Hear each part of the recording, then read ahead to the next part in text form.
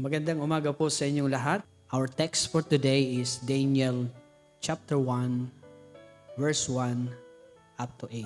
The Bible says, in the third year of the reign of Jehoiakim, king of Judah, came Nebuchadnezzar, king of Babylon, unto Jerusalem and besieged it. And the Lord gave Jehoiakim, king of Judah, into his hand, with part of the vessels of the house of God, which he carried unto the land of Shinar, to the house of his God.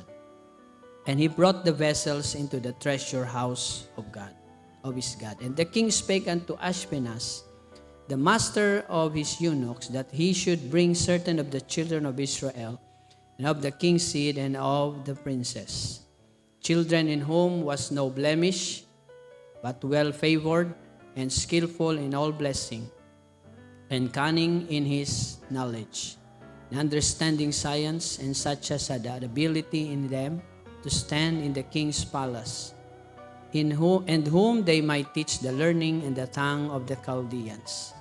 And the king appointed them a daily provision of the king's meat and of the wine which he drank, so nourishing them 3 years, that at the end thereof they might stand before the king. Now among these were the children of Judah, Daniel, Hananiah, Mishael, and Azariah, unto whom the prince of the eunuchs gave names, for he gave unto Daniel the name of Belteshazzar, and to Hananiah of Shadrach, and to Mishael of Meshach, and to Azariah of Abednego. But Daniel purposed in his heart that he would not defile himself with a portion of the king's meat, nor with the wine which he drank. Therefore he requested of the prince of the eunuchs that he might not defile himself. Ang ating pong pag-aaral ngayon is how the world makes us compromise. Let's pray. Panginoon, tulungan mo po kami sa pag-aaral ng iyong salita. Naway ikaw po ang maitaas, ikaw ang makita, at ikaw ang mapapurihan. Ito ang dalangin namin sa pangalan ng Panginoong Jesus. Amen. Papaano daw po ang sanlibutan ay ginagawa tayo o hinihila tayo para mag-compromise? Dito po sa ancient story na ito ni Daniel, ay makikita po natin dito yung ginawa ni Nebuchadnezzar, hari ng Babylonia, na kanya pong sinakop at kinuha ang mga kabataan mula sa Jerusalem. At ito po mga kabataan na ito, we can read that in chapter 1 verse 4, na yung mga kabataan who has no blemish, well favored, skillful in all wisdom, and cunning in knowledge, and understanding science, at nandyan po yung mga abilidad ng mga kabataan. And the main purpose of that is para po sila po ay baguhin yung kanilang pagkatao. Sila po ay hindi para i-wipe out, hindi para patayin, kundi i-wipe out nila yung kultura ng Hudyo.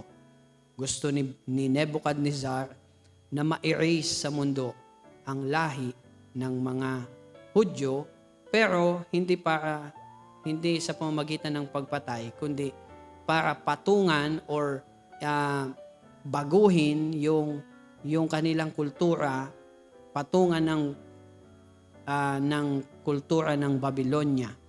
So here, there are 4 ways how he did that. Kung paano ginawa ni Nebuchadnezzar, which is the type of the devil himself, type of Satan, and Babylon is the type of the world. So, para po maging Babylonians o maging Chaldeans itong mga kabataang ito na kinuha niya mula sa Jerusalem, ay ibinigay niya itong 4 na itong kaparaanan. First, we see the learning of the world. The learning of the world. In verse 4, makikita po natin dyan na in whom, sabi dyan sa last verse, in whom they might teach the learning and the tongue of the Chaldeans. So sabi dyan, tuturuan sila ng mga philosophy, ng mga doctrines, ng mga teachings, ng mga principles na galing sa Chaldeans o sa mga Babylonians. Tuturuan sila yung kanilang dating alam na mga Hudyo, yung dati nilang alam bilang mga kabataan mula sa Jerusalem, ito'y papalitan. Sila'y i-brainwash sa pamamagitan ng mga turo ng Babylonia. Alam niyo po, ganyan na ganyan po ang ginagawa sa atin ng sanlibutan. Ganyan na ganyan ang ginagawa ng dyablo sa ating mga Kristiyano, lalo na sa mga kabataan.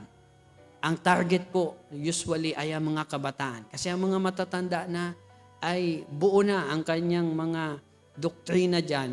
Ang kanilang mga maling katuruan ay marami nang natanggap yan. Pero yung mga kabataan ay pa-develop pa lang. So, Smith, and of the wine which he drank. So, nourishing them 3 years, at the end thereof they might stand before the king. Notice that the daily provision of the king's meat. Ito pong pagkain ng hari na tinutukay, ipagkain po ito na hindi kinakain ng mga Hudyo. It will defile themselves. Ito po yung mga unclean things, unclean meat, unclean animals, unclean food na tinutukoy. Those that are not supposed to be eaten by the Jewish. Mga kapatid, yan po ay isa lamang po sa tinatawag na lifestyle. Ang lifestyle po, kasama po dyan ang pagkain, kasama po dyan ang ating the way we live, ang kultura. Alam nyo, yan ang itinuturo ng mundo sa atin, mga kapatid. Gusto ng mundo na maging katulad din tayo ng mundo. Maging wala tayong pagkakaiba, yung ating lifestyle. And not only that, number 4, the likeness of the world. You can see here in verse 6, yung mga pangalan nila, at in verse 7, yung mga pangalan nila ay pinalitan, ginawang Babylonian names. The world wants us to be like the world. Mga Kristiyano, dapat magising na tayo sa paraan na ito ng dyablo, sa paraan na ito ng world. The main purpose of them is to erase our Christianity. Tabunan ang ating pagiging Kristiyano. Mag-compromise tayo, mga kapatid. As long as we live, wag natin pong pababayaan ang ating testimony, ang ating stand, ang ating pananampalataya. Let us not compromise with the world. Ang sabi ni Daniel dito in verse 8, Daniel purposed in his heart that he would not defile himself. Alam niyo po itong si Daniel, fast forward, siya po ay pinagpala ng Diyos. Siya po ay pinagkalooban ng skills, ng vision of power to interpret dreams, sapagkat siya po ay sumunod sa kalooban ng Diyos. Hindi siya pumayag na siya ay mag-compromise sa Babylonia. Hindi siya pumayag na mag-compromise o ipagpalit niya yung kanyang mga alam, yung kanyang pananampalataya, yung kanyang pagiging faithful sa Panginoon. Hindi niya po yung tinalikuran kahit nandoon po siya sa strange land called Babylon. Kasama po nitong mga kaibigan niyang tatlo na sina Hananiah, sina Mishael, itong si Shadrach, Meshach, Abednego. Of course, those are their Babylonian names. Pero po, sila po, itong si Hananiah, si Mishael, and Azariah, hindi po sila pumayag. Kasama si Daniel, they did not compromise with Babylon. That's the challenge to us, mga kapatid. Whether you are an adult, young people, or ikaw man ay babae o lalaki, let us not compromise with the world. And let us be aware of how the world makes us compromise. The world wants us to have the learning, the language, the lifestyle, and the likeness of the world. God help us that will not be able to compromise to this world. God bless you all and good day.